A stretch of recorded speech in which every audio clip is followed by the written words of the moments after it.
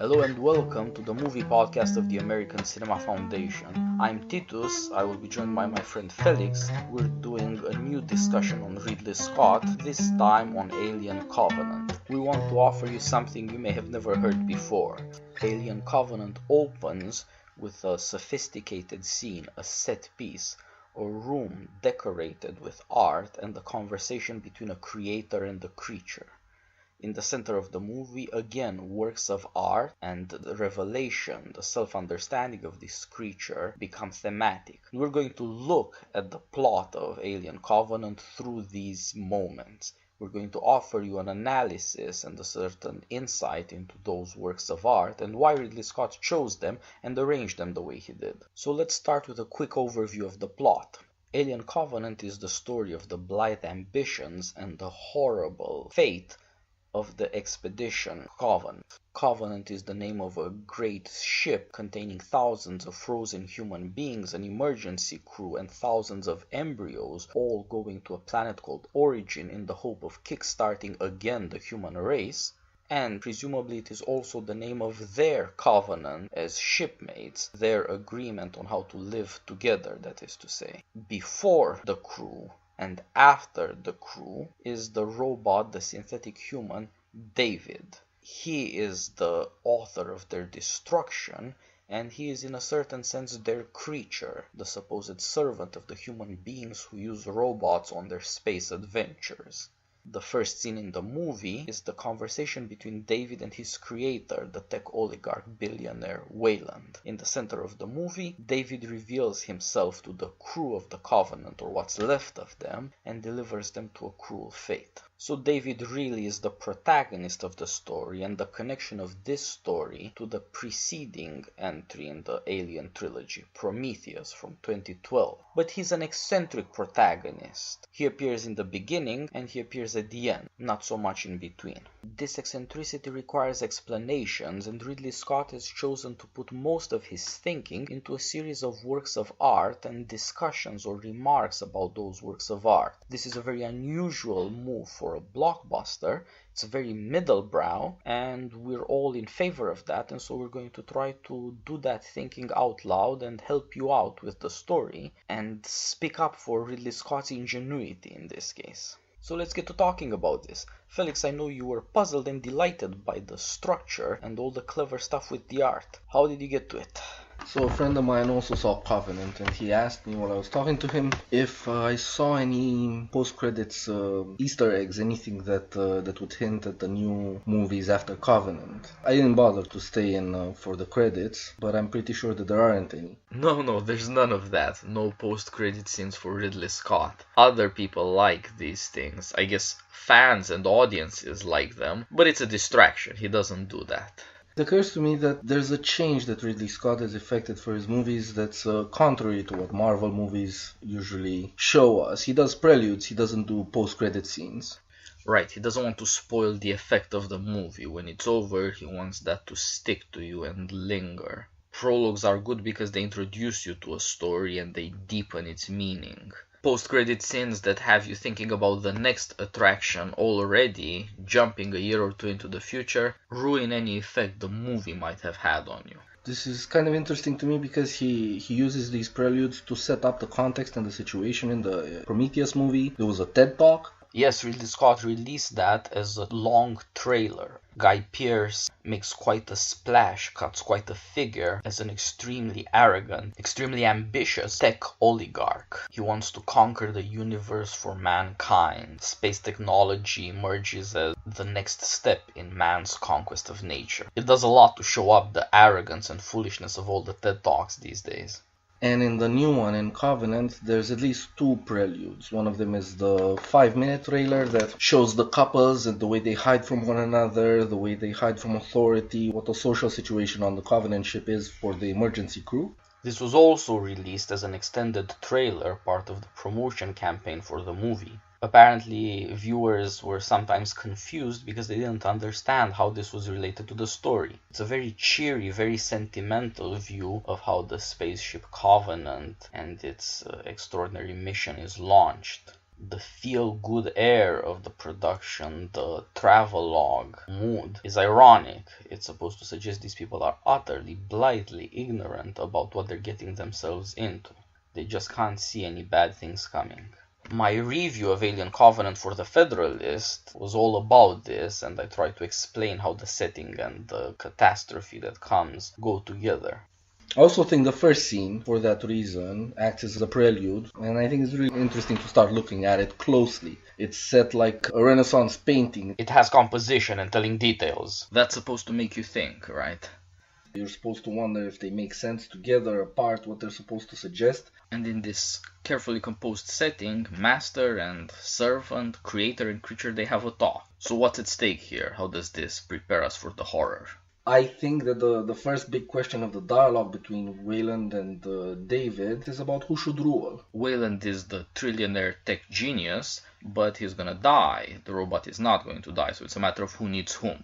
Right, so it's set in the future where interstellar endeavor is at its peak and the extension of human life by medical means has reached its limits. You see Wayland aging. Earlier on in Prometheus, you saw him as decrepit as he could possibly be. And there's only so much that science can do for him personally. So the big question that is set in this context is about who should rule. That's the conversation that Wayland and David have. Is it the father? Is it the son? Is it the man? The machine? Wayland's created David by science, but in the first scene you see that he shows him a couple of works of art that are kind of supposed to teach David about who he is and what his purpose is. Yeah, that's one of the great touches in the story. It seems like science is not enough. Somehow this super scientist guy has need of a kind of sophistication or culture to reach his creature, to persuade him if possible, to show him in a beautiful way that he should be a servant in a practical way. My feeling is that the dialogue is ultimately confusing for David and ends in a dead end.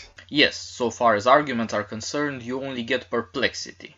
You have a lot of questions, and the last face that you see of David is that he winces a little when he's being ordered around. Yeah, for all the beauty of the surrounding and all the care of the composition, you end up with compulsion. There can be no dialogue between creator and creature. It sets up the rebellion that he commits later on, and it prefaces his role as a true antagonist to mankind because of this question of who's gonna rule, the mortal man or the maybe immortal machine. I want to add, it's probably not an accident that the two moments defined by high art are the introduction and the center when the treason becomes evident. But before we get to the discussion of the art and what it means, what happens in the scene? What's the dialogue?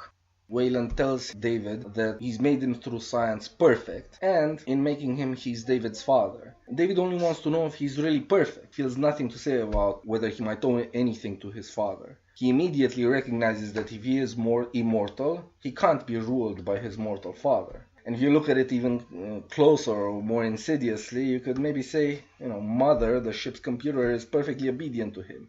In a way, he's broken free from his father and taken his mother to husband. As you see at the end, he's gonna tend to the children of the Covenant ship. It's a little Oedipus. So you're connecting this with the Theban tragedies and Oedipus. I would have thought this is tied up with Prometheus instead. He is supposed to have created man without a mother, simply by himself. That would suggest that risking life to give birth and loving that which comes of you are absent in this relationship. But there still is a creator, so what's the creator's intention in this case, and what's his predicament?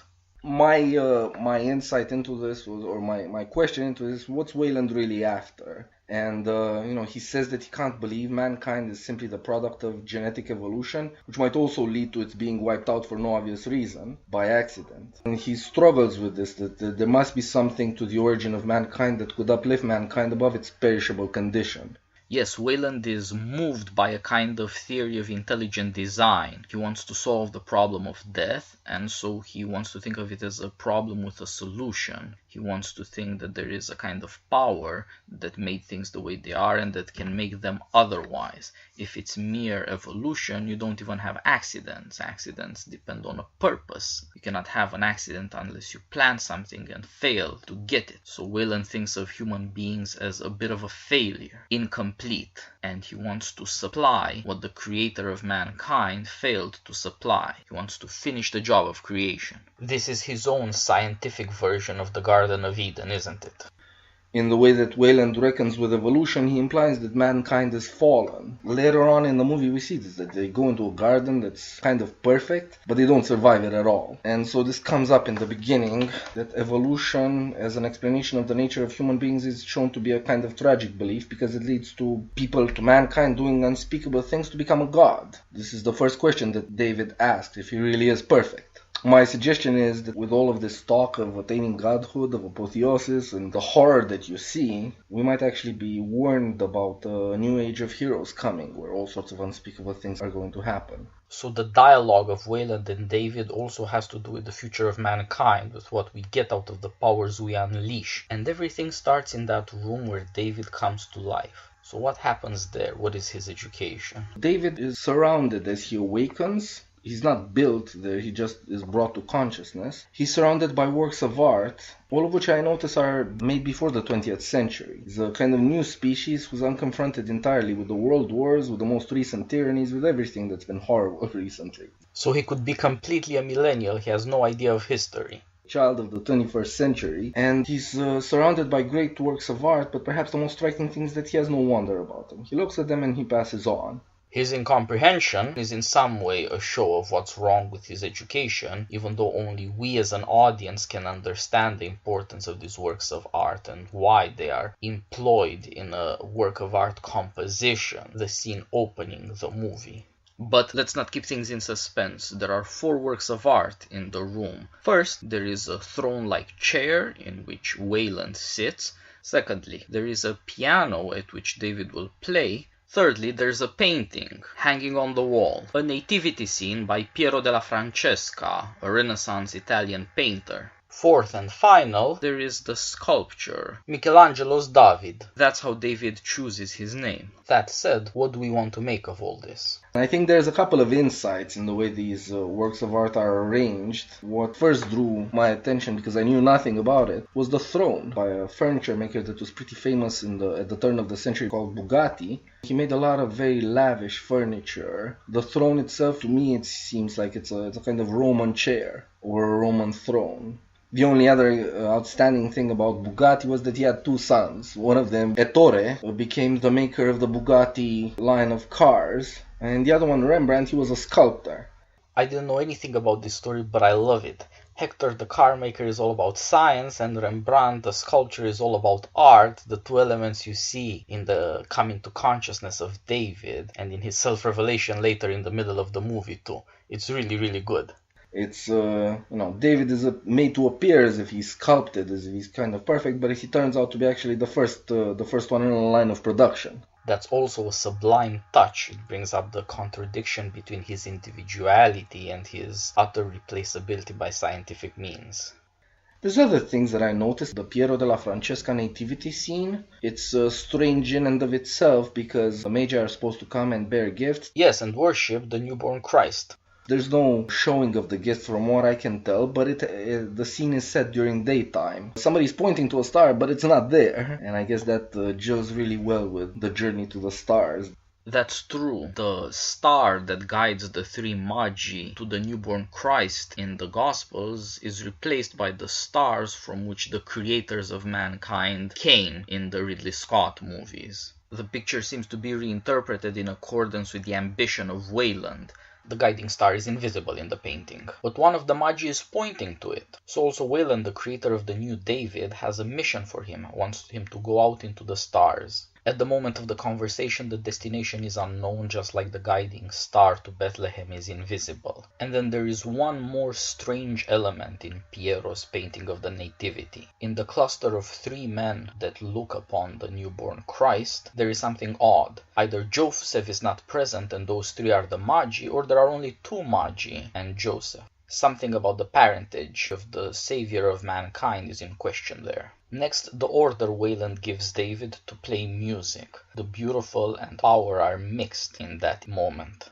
Wayland asks David to play the piano, and David chooses a piece by Wagner. Wayland says is the entrance of the gods into Valhalla. From the Rhine Gold. Wayland is underwhelmed. He doesn't like it without the symphony, without the glory that belongs to the original piece as it's supposed to be played. And again, this shows what kind of intentions Wayland has, that maybe he really is concerned with becoming a god. And he's made up David to somehow help him get there. Of course, the most obvious part of the dialogue is that David wonders why he should be a slave. He comes to the realization that he is a slave, and there can be no more talk from there on. Wayland orders him to bring him his tea, which is right next to him, in the most standoffish gesture. That's Wayland's aristocratic gesture. He can control the will of others by his own will. That's his lesson to his creation. But of course it's David who chooses what music he will play. Apparently he knows that his creator likes it. At this level it looks like flattery of the megalomania of Wayland. But it might mean something else. In the opera of Wagner, the gods who enter triumphantly into Valhalla eventually die. The creation of Wotan, king of the gods, eventually destroys him. This seems to be what's implied, what's already on David's mind. This deepens the discussion of the relationship between beautiful art and powerful silence. In the middle of the movie, when art returns, David uses an instrument of music which he fashioned himself as a weapon to kill. This brings us to our fourth and final work of art, the only one that is truly recognizable, the great statue of David by Michelangelo.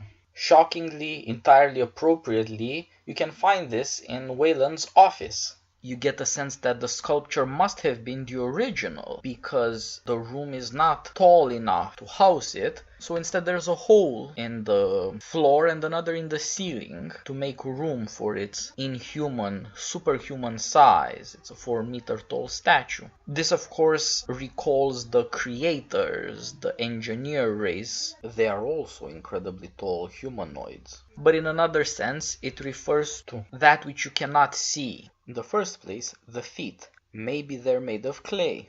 Secondly, the head. Would we recognize its humanity by its face? There is a mystery about the beginning and the end, about the top and the bottom of this extraordinary creature. If you think about what it is Wayland is stealing from the giant statue, in the head it's stealing its mind, in the feet it's stealing its capacity for motion. And this is supposed to suggest that you end up with a blind giant utterly at your control. It is all of power and none of judgment or will. This turns out to be deeply misguided, but it is evocative of the intention of the tech genius. And his creature chooses that name, David, willingly. Of course, in this way he conceals himself, he reveals himself to be the David of Michelangelo as redone by Wayland by concealing himself. His own face and his own feet in a certain way belong to him in a way that is not at all obvious to his creator.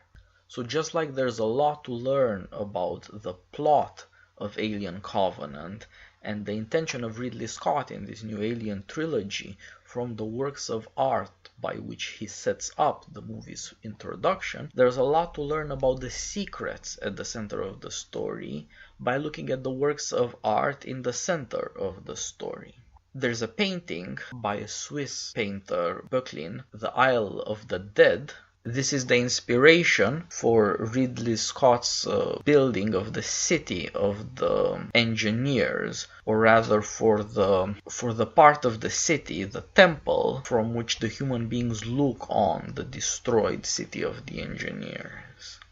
Yeah, so coming to the city really spells doom for the crew of the Covenant that's on the planet, because they're in combat formation, they're fighting the aliens, and all of a sudden David is there to rescue them, and he brings them to this city of the dead, where the civilization that had previously lived there had been completely obliterated. Nobody mentions why, not at first, and David is really silent. He keeps him to himself, but he brings them to this great mausoleum. It looks half like Pompeii, and the architecture and everything else. The surroundings look like the painting you mentioned, The Isle of the Dead. The importance of this sequence, the crew think that they are being offered shelter and protection. In fact, they are offered an insight, just as we, the audience, are offered an insight into the true character and the true intentions of the film's central figure, the synthetic David. And everything that he says is synthetic. His mendacity is spectacular. It makes him into a really impressive villain for a change. That may be the most human thing about him, actually. He is a liar. Not exactly a good liar, but you can't lie unless you know the truth, and it's the human thing to do to look for the truth. Yeah, he lies about having destroyed the city of the engineers, the killing of Elizabeth Shaw, the woman who saved his life. He hides his experiments and his design to create a more powerful organism by infesting the crew of the Covenant. And there's a reason his trap works so well. They know what a synthetic is, or they think they do, and so they don't expect any of the contrivances, any of the conniving, any of the secrecy. They have a synthetic of their own, and they think this one they find here must be the same, that it is not capable of changing, that it has no individuality. But there is a kind of individuality to David that's tied up with his plans. Yeah, but with all the planning he does, in his rendering of Ozymandias, he shows a piece of ignorance which is as puzzling as, to me, it's really childish. He says the poem is written by Byron, not Shelley. Why would that be? How can a robot, given with all the encyclopedic knowledge of mankind, not pay attention? The words of the poem on his lips are even more funny if you think about what he really wants to do. Well, he thinks he knows what he's about. He has chosen the words, the poem after all. He thinks that he knows how to induce despair. He thinks he knows that he has come up with the greatest work there is, and he is proud of himself. But this time spent alone seems to have changed him some. This is also part of his individuality. He doesn't function like an encyclopedia would. He can get things wrong. Yeah, so his situation is something like this. First, he gets possession of the perfect virus. He sees it in action after he unleashes it on the engineer race, but as they're obliterated and the city becomes a tomb, he realizes he's obtained something to kill everything, and he can't control it even while he doesn't die himself. We see him in the movie genuinely anguished while he's witnessing the destruction he unleashes. He might be less sorry he killed them and more that he has nothing to rule over now. His feelings are conflicted about what he has done. He has destroyed the creators of his own creator. His first human endeavor seems to be to master killing. He is not yet capable of giving life, but he is capable of giving death. This is also part of his individuality. Maybe what he has learned from human beings is to destroy his would-be destroyers or whoever has power over him. He doesn't attempt any communication with the race of engineers. Nothing that would imply their possible equality with him or their superiority to him is tolerable. This way he ends up alone, the only intelligence to which he has access. And this seems to have been another undesired effect of his undoing of the engineer race. He really literally became shipwrecked. And then he spends years trying to come up with a different version of the virus, one that works better, one that obeys him more directly, that can be restrained by him. He wants to create also a beautiful version of it. We see in the drawings throughout his laboratories, there's all sorts of attempts to put various parts together to come up with a more beautiful whole. And there's also a scene where he's trying to whisper to one of them, like he would to a horse. That says that he's trying to come up with a species that he himself can rule over, but also one that's a noble companion, maybe. At one point, even Crusoe is mentioned somewhere.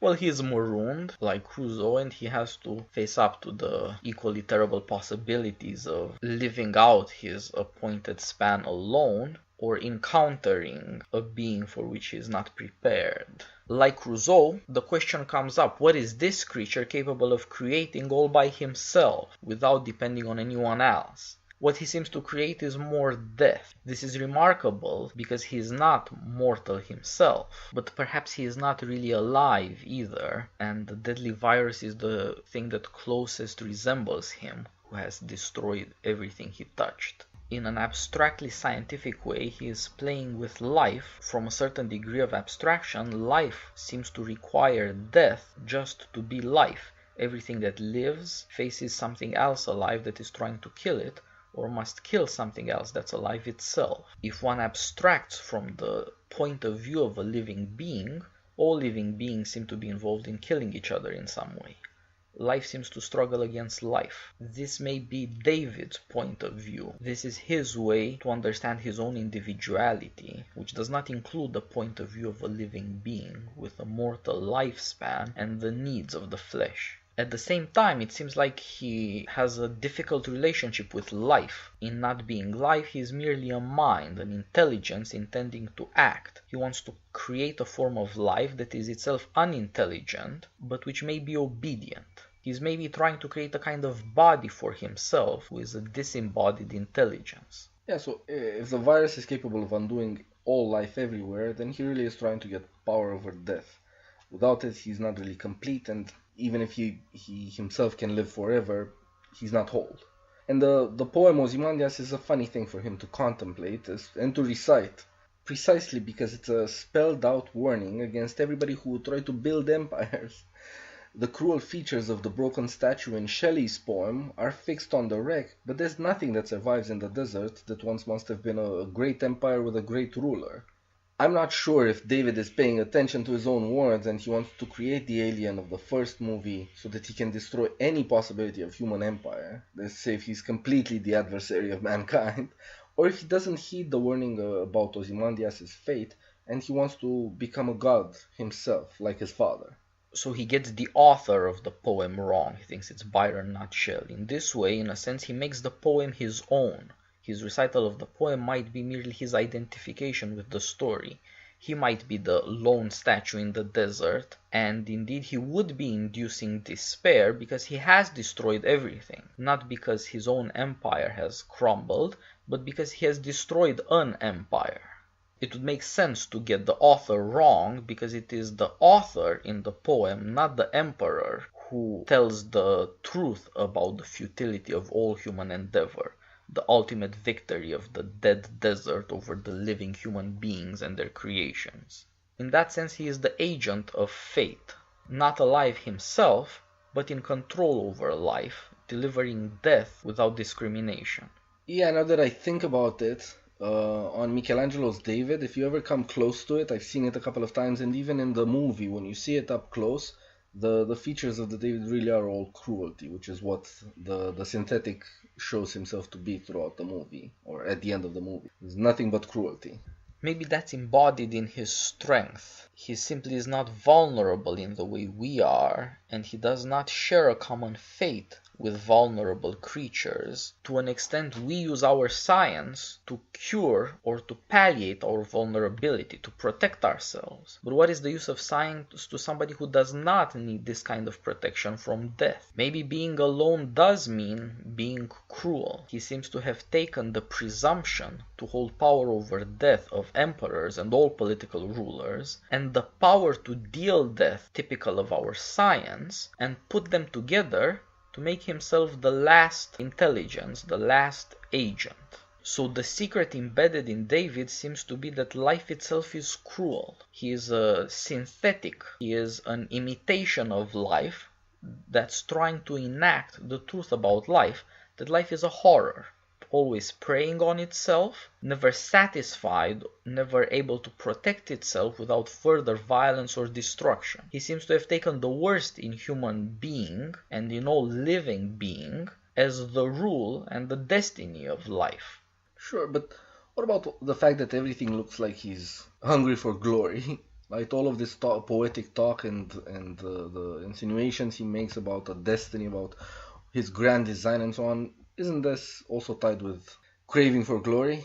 Well, we think of glory as something that other human beings bestow on us. It belongs to communities and it's a form of immortality in story through the centuries. It is not a possession of any specific intelligence and is not the creature of any individual will. Maybe what he has are delusions of grandeur. Maybe he has taken over in some crazy way poetry and science both. He seems to be utterly self-involved. He seems to be enacting what he thinks is the destiny of the civilization that created him, and in creating him, unleashed an utterly inhuman form of science. He does not allow anyone to contemplate his works, much less applaud him for his achievements. But he may be looking to become the master of all life by creating forms of life that have no intelligence of their own. In that sense, he would be the perfect creator, a creator that is to say that cannot be disobeyed. And he is in a sense God,